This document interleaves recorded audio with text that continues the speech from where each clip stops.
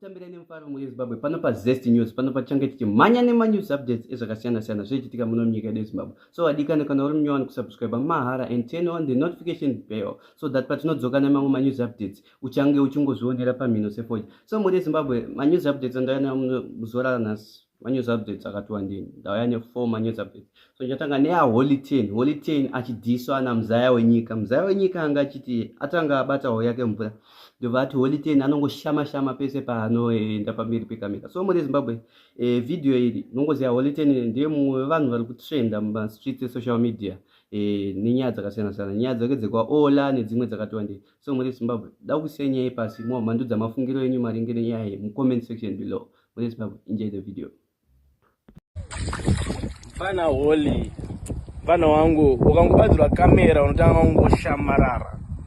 Fana wangu pull down, hauna cash, hauna $, hautauri kuti sewiki waende kugym, vari kujima $. Mfana wangu funga panoitwa dhiri na 2 million.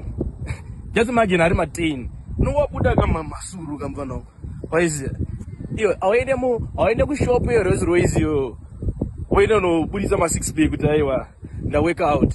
Mfana wangu $, anotaura pachawo siyana nezimukuru. Mfana wangu mangobata zimukuru, mfana wangu ndokudisciplina mawana ako. Mfana wangu sango wawate maybe turi rasta tiri musoro tiri kufurira totugera.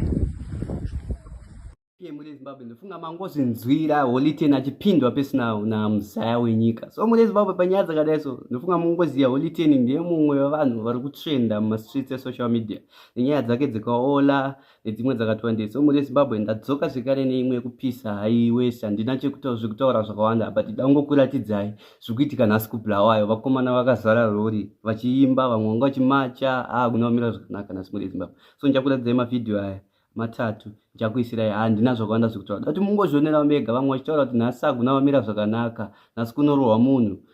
Muri Zimbabwe pakaipa, nhai ndikuisirei.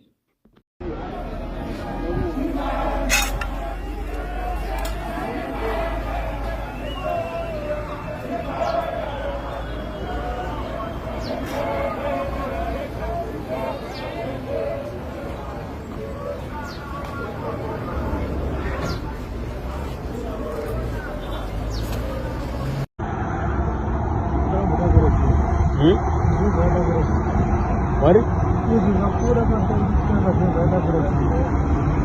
Ye mbure. Mimi sasa nimevanga ya.